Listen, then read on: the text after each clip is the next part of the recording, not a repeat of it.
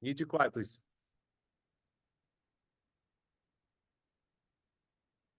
Hi, Kaustubh. Hey, can you hear me? Yes, we can hear you. Can you hear us okay? Awesome. How's it going? Yes, I can hear you guys. Great. Thank you for joining us. My name is Mr. Eric Duffett.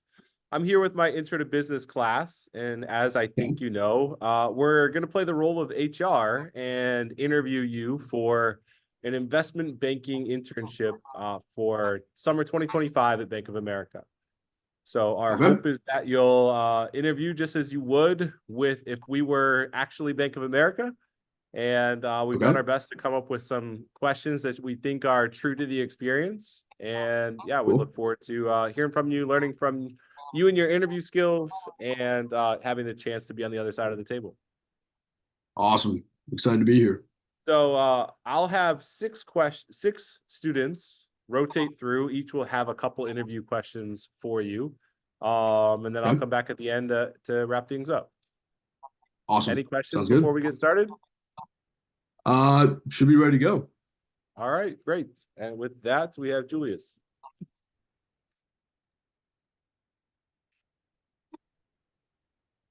All right. All right. So first question, tell us about yourself and what brings you here to this interview. Yeah, absolutely. So my name's Kaustubh. Was born and raised in Fort Collins, Colorado, so a town about an hour north of Denver. Dad side of my family has always been businessmen. So my grandfather ran a rice bag manufacturing business in India. My dad works at a big four accounting firm. So entire high school side of my career, was very focused on pursuing something business related. Took a lot of finance and accounting courses. Was involved in DECA and FBLA, some business clubs, and realized that finance was something that I was really passionate about.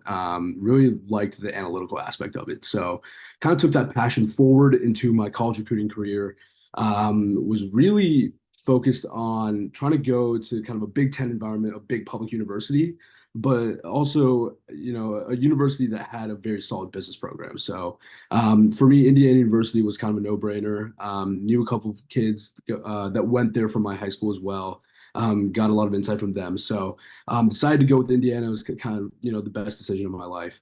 My dad is a consultant and he does mergers and acquisitions advisory. So when a company wants to buy another company, when they want to merge with someone else, they'll hire my dad from the firm on how to advise on these transactions. So when I went to business school or when I went to Indiana, I always had an interest in M&A, mergers and acquisitions, but didn't really know if I wanted to do consulting, investment banking, something like that. So ultimately honed in on investment banking, knew it had a little bit more of that finance and analytical aspect.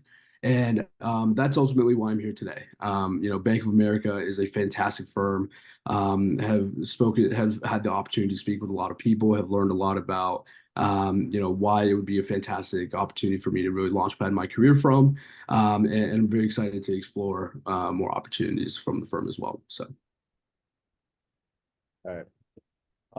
How does your past experience make you qualified for this internship, especially the quantitative and analytical skills this job requires? Yeah, absolutely. So, my past experience this past summer, I was actually interning at another investment bank called Guggenheim Partners. So, Guggenheim Partners is more of a boutique focused bank, and it was a generalist experience. So, I think it's fantastic that I'm applying for this position here at Bank of America today because I know which specific group within, all different types of sectors that I'll be placed in.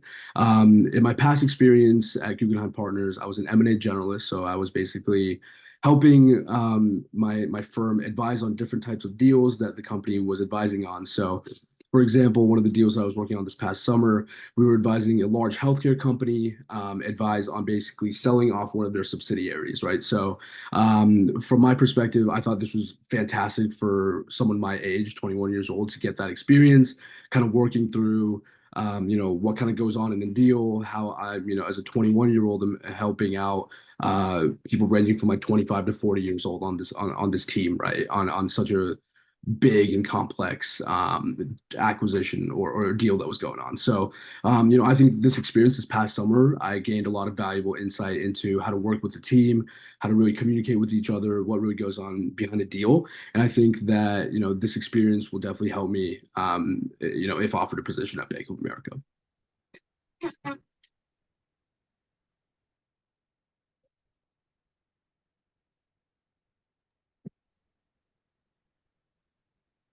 Um, okay. Can you tell us about a time that you took on a significant challenge and what you did to be successful? Yeah, absolutely. I think immediately when thinking about a time that I took on a pretty big challenge, I would go back to my freshman year. I'm fairly certain I shared my resume with you guys, but I was involved with Kelly Student Government. So basically, the student governing body of the business school here at the Kelly School. And I was placed on the funding committee. So basically, we have an internal budget of about $15,000 and we're able to allocate that money to different clubs and organizations that really need that money for a different event that they're putting on or something like that. So this was my first ever meeting that I was having, and we were presenting to the General Assembly in a couple days on a funding request. So unfortunately, my mentor was sick, who was kind of going to lead me through the funding bill. So I kind of had to take on the entire aspect of, hey, how do I really present this bill to a massive assembly of about 100 people? And these meetings were every week. And how do I do that without kind of choking up? I'm a freshman, I'm new. I'm not going to have as much experience as someone else that has had this type of experience, right? That has been on the committee. So, I think what I did ultimately that really worked out for me was really communicate with everyone on the funding committee, say, hey, how should I go about doing this? What should I be looking out for? And I think that was something that really helped me out. And it kind of helped me calm my nerves down a little bit as well. I knew that I was a freshman, I was going to be presenting to seniors, but I think just staying calm, staying focused on what I really wanted to accomplish with the meeting, and ultimately just saying, hey, I want to present this funding bill. I want to propose why it should be passed, and just having a clear mind throughout that process really helped me out. Tell us about a time that you had to work with a challenging team member, like when you didn't get along with someone, but you still needed to collaborate them to succeed. Yeah, absolutely. First thing that comes to mind is a case competition that I did my freshman year. So this was a capital markets and banking case competition. So in essence, we were trying to advise a client on basically raising capital, right? Raising money to fund another resource, right, that they were trying to do. So raising money through, I guess, like an IPO. You guys may have heard some famous initial public offerings. So that's like an equity offering or raising capital through debt, right? So basically, there were two options. We can go through an IPO or raise capital through debt. I was very consistent on the fact that we should raise capital through debt just because interest rates were pretty low back then. It was during COVID time. And if you guys remember, during COVID, the Federal Reserve basically lowered interest rates, right? So more people could borrow money at a cheaper rate, and it would be easier for the economy to kind of go out of the COVID pandemic. So I argued for the debt capital raise, but another one of my team members argued for an equity capital raise. So basically, we were kind of in a pickle. We were basically giving pros and cons. But I think the one thing to make sure that we maintained was the fact that we were never arguing, right? It never was in sour faith. It was more of how do we kind of come to a conclusion with kind of both aspects being kept in mind. So I think what I proposed and what we ultimately went with was the fact that we would ultimately choose the debt capital raise. I think more team members were on board, but I think what I proposed was, hey, let's have a strategic alternative slide as well that said, hey, we could also think about an equity capital raise, and here's the benefits, here's the cons, and stuff like that. So in the end, we were able to successfully incorporate both aspects of what we wanted to do. But it was in a way where it was successful. We were able to we placed second in the end in the case competition, and it went well overall.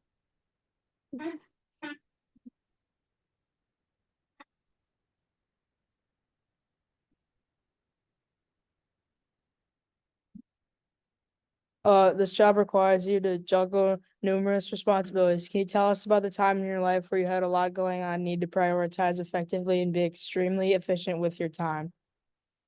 Yeah, absolutely. I think there's a lot of aspects, especially in your college career, when you guys will come through this, where there's going to be a lot of different things that you guys are going to have to juggle.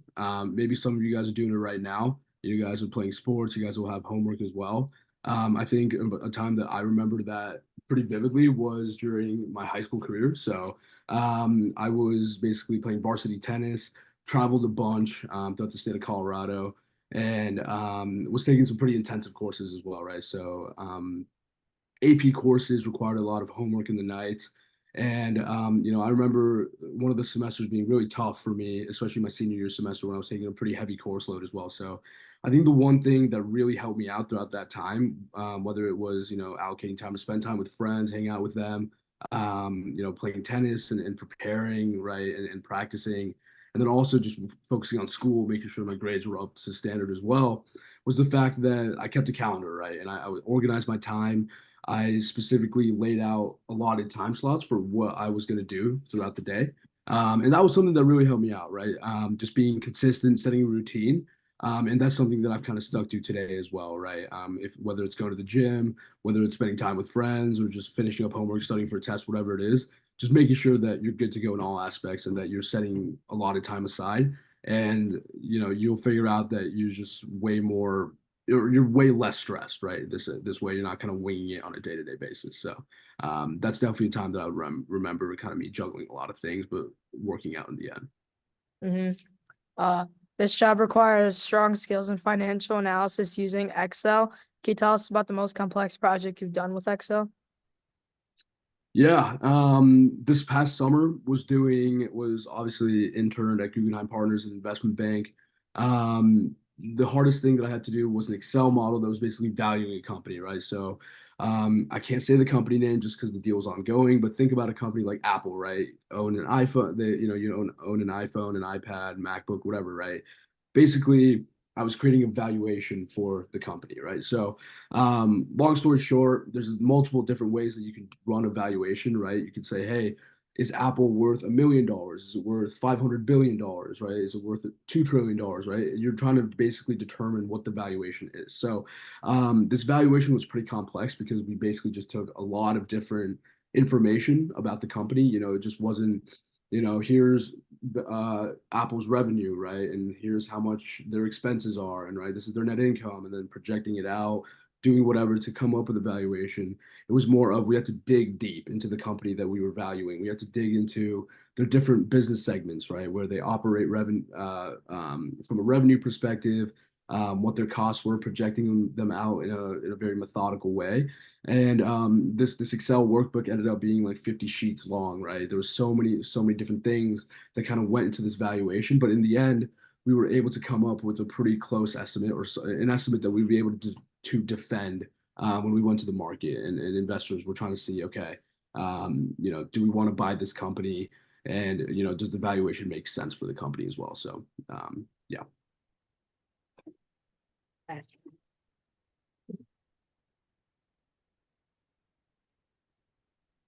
What are the three financial statements and what information do they tell us about a company? Ooh, okay. So the first one is the income statement. The income statement basically shows discrepancies between what revenues are coming into a company, and then on the flip side, it shows the expenses, right? So what are the expenses that are being pertained by the company as well? So at the end of the day, the income statement basically shows what your net income is, right? Net of your revenues minus your expenses. I'll kind of also talk about how they kind of all flow together. So from the income statement, that net income can flow to the top line of your cash flow statement. So cash flow is saying, okay, you have cash. How is it moving throughout the company, right? So the cash flow statement basically shows changes in operations, changes in any financing activities, and then changes in any investing activities. So after those changes, you come down to your bottom line item, which is a net change in cash, right?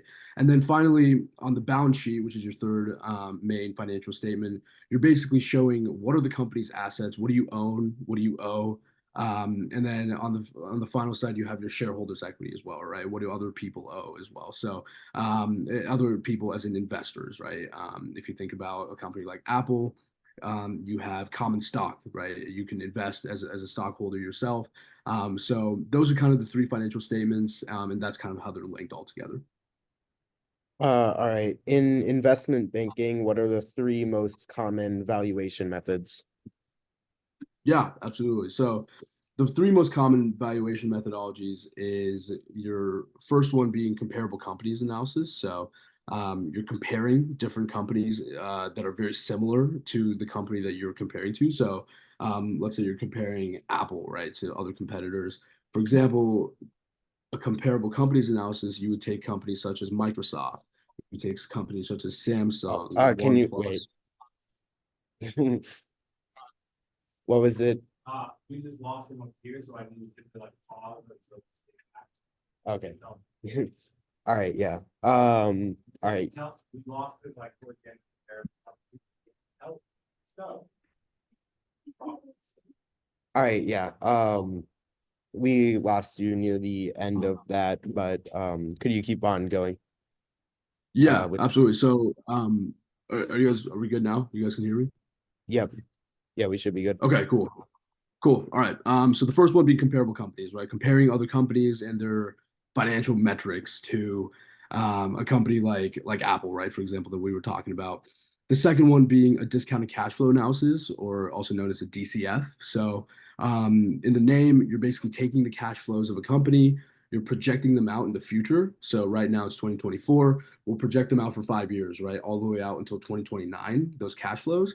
And then ultimately, you'll learn about a theory called the time value of money. If you guys go into finance, basically saying $1 today is worth more than $1 tomorrow, right? So $1 tomorrow, meaning in 2029, when you're projecting out those cash flows, you're discounting them using a discount rate to the present value. So that's a very common way to find a valuation for a company through the valuing what the cash flows are, right? And valuing what the future cash flows are and basically taking them to the present value. What is it worth today? And then finally, the last one would be precedent transactions, right? So we're talking about mergers and acquisitions. We're looking at precedent, right? So previous transactions that have happened in the past. What are those multiples like, right? So a multiple being a ratio. So very common ones may have heard of, like market cap to net income, right? Market cap being how big a company is, which is like, how many shares there are of Apple times what the share price is, right? And then over its net income. Or you could do something like, you guys may have not heard, but like enterprise value over EBITDA, right? And these are all multiples. And basically, precedent transactions and comparable companies will compare the multiples to each other and to the company that you've chosen, like Apple, for example.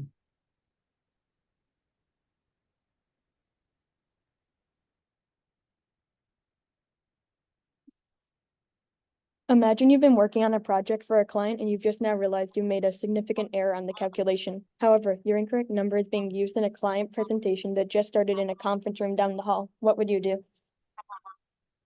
Yeah, I think it's important to note that being transparent is going to be very important. Being transparent with the mistake that you've made. I think the first thing that I would have done, I guess, in the moment is immediately tell someone that isn't in the conference room, right? That you've been working on in the deal team. Something's going on. There's been a mistake, but try not to interrupt them. The seniors that are with the client typically, right? Usually as well, you will also have the opportunity to be in that meeting room with your client as well. A lot of the times, an aspect of investment banking is the fact that you're able to sit in with the client, you're able to get that exposure to and be client facing at a very young age. So, being in that room and, if I notice that something is wrong, I would try and bring it up immediately, right? Before some assumptions are being made about something that's ultimately not true, right? So, bringing it up to the managing director first, right? Not bringing it up to the client directly, but bringing it up to someone who's more senior than you, saying, "Hey, there's a mistake right here. What should we do to fix it as soon as possible?" Right? And I think the focus should be how do we fix it ASAP so the client isn't affected versus, why did that mistake happen, right? That can be conversations that can be had right after the meeting, right? Or something like that. I think in the moment, the client is the most important aspect of investment banking. You make your money from the client. And if the deal closes, you make the money based on that. So just making sure that all aspects of just making sure the client is basically number one, having that security that the client can trust us as well is one of the most important aspects of a deal really going through. Imagine that at the end of your internship experience, we ask you to lead a group of interns in putting together a pitch presentation for a potential client. The reward for a successful presentation is that we offer you a full-time position. How would you approach this to ensure that the presentation is successful? Yeah, absolutely. So I think the one thing to do is to what goes on with every team is to communicate with the entire team, right? Say, hey, what are we thinking of initially? What should we pitch to the client, right? What are we trying to do from a strategic perspective, right? To get our end goal, right? The end goal obviously being we're going to get a return offer, but in terms of, let's say it's a group of five, right? A group of five interns that are going together, we're making a strategic advisory presentation on a company, a client, right? We've used Apple. We'll keep saying Apple, right? So we're going to present to Apple on what they should strategically do. I think the number one thing to think about is, hey, let's do a lot of research on Apple, right? Let's make sure that the research that we're doing is substantial and really gives everyone a sense of, okay, we understand where they're sitting financially, we understand where they're sitting from an operational perspective, and we're starting to understand what some of their weaknesses may be, right? Obviously, there will be companies out there that aren't going to be as perfect as Apple or as perfect as some of these other bigger companies. That's why, we have deals that are going through just because we want to fix, operational inefficiencies or stuff like that within the market. So, from my perspective, I would try and just do as much due diligence and research as possible on our client. I think the next thing that we would do is basically prioritize. Hey, we have a list of 10 things that the client could do. Let's start narrowing it down to three, right? And let's have three major recommendations that we would pitch to the client. So we narrowed it down to the three strongest ones. But we also kind of make a slide saying, hey, what are some pitfalls of a decision like this, right? Because there's obviously going to be an opportunity cost, right? There's going to be a flip side of, hey, we make this decision. What is that going to cost us, right? I think from our perspective, or from my perspective, just informing the client about everything, right? And how every decision can impact another future decision is going to be important for, their success and their longevity. So that's how I would personally attack it, just by doing as much due diligence as possible, being communicative with everyone on the team, and just making sure that we're all on the same page, right? And just keeping, chemistry up within the team. So that's how I would attack that problem.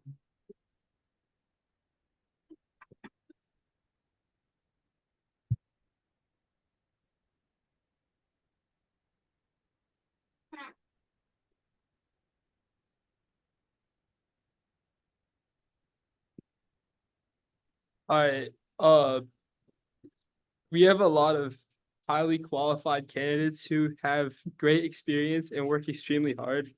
What do you think separates you as a terrific candidate for this position?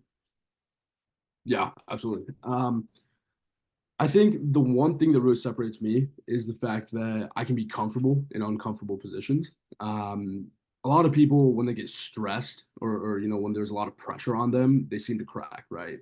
You can see them kind of quivering, whether it's a presentation that they're presenting to some higher up people, if it's performing at a sport or if it's, kind of getting a model done in time, which are all very important aspects that this job requires. I think that there's going to be a lot of or there are a lot of different situations and scenarios where this happens. I think for me, my experiences in high school and my experiences in college kind of really differentiate myself and my ability from that pressure aspect. I'm actually someone that seems to thrive under pressure. I can definitely feel that stress. No one can not feel that stress, but I think for me, I'm someone that really thrives from it. And I'm someone that really enjoys it just because I'm able to take it in and say, hey, this is for real, and you got to get your act up. And I think for me, whether it's an interview, whether it's a presentation, whether I'm competing in a sport and it's really close, I'm just a very naturally competitive guy. And I think just a combination of this really allows me to set myself apart from my peers. I think the one story I like to say is during tennis, I had a bunch of unexpected curveballs that was thrown at me. I was a doubles player, my singles player, my coach kind of threw me into singles at the state tournament, right? We had one of our players that was injured, and I basically had to play through that, right? And really never practiced in that situation, but ultimately kind of relied on my fundamentals, right? How do I actually play tennis? What do I have to rely on? How do I have to think differently in a different environment? And that's kind of how I take approach to anything in life. So I'd say that's kind of the biggest differentiator from me and other applicants. We see that you're interested in Settlers of Catan. Tell us more about your gameplay strategy and how you came up with it. Yeah, so Settlers of Catan, great game. Catan is basically, it's a lot of people compare it to Monopoly, but there is a lot of luck involved. Basically, if you guys know the game, it's a lot of you rolling around a die and basically moving around a board, and kind of winning based on your placement on the board, right? I think the strategy really comes down to your initial placement. So I'm not sure if you're familiar with Catan yourself, but basically the initial placement is very important just because you build off of that initial placement at the very beginning of the game, throughout the entire game. So I think I've played a bunch of Catan games where I've seen how my different types of strategies for me can basically evolve and give me a higher or lower probability of me winning. But at the end of the day, you have to take the aspect that okay, it's kind of like poker or it's kind of like Monopoly, where there's a lot of stuff that is out of your own control that happens in a game like Catan. Because simply, there's die rolling around. You have no clue what the die is going to land on, but you want to play off of the probability aspect, right? And you want to play off of the fact that your highest probability will give you the highest chance of winning in the game. So, that's kind of my approach to Catan. The initial strategy of where I place initially and place my placements and my settlements is also very important because I think that's how you really win games. And I've seen that strategy work for me versus employing a different strategy.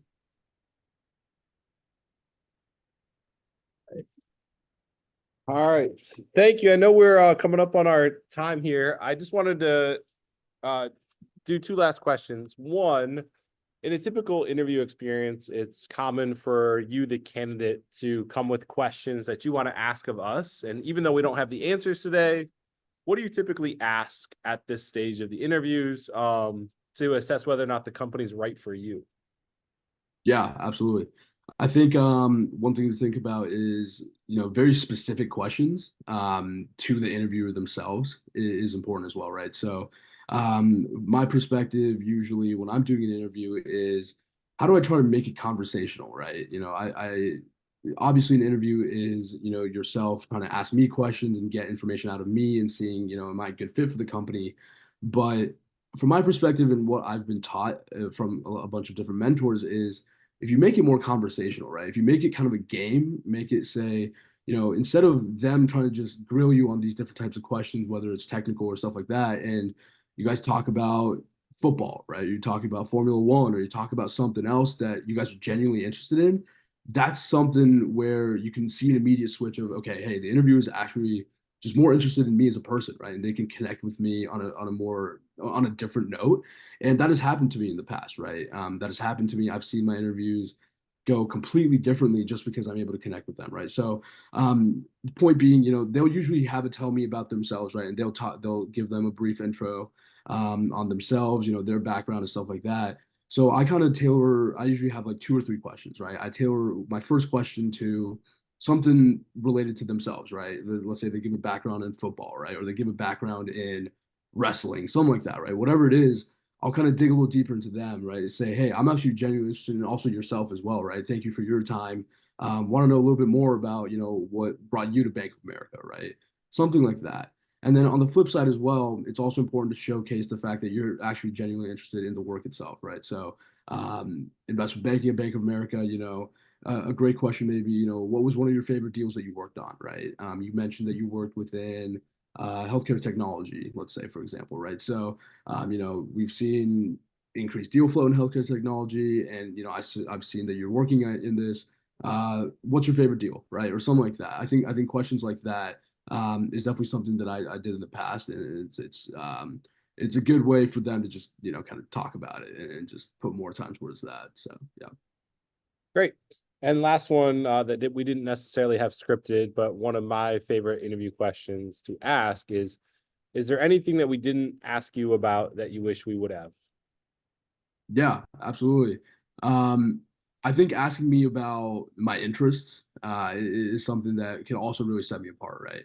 Obviously, you guys have my resume up there, and there's stuff like that. You guys asked about Settlers of Catan and stuff like that.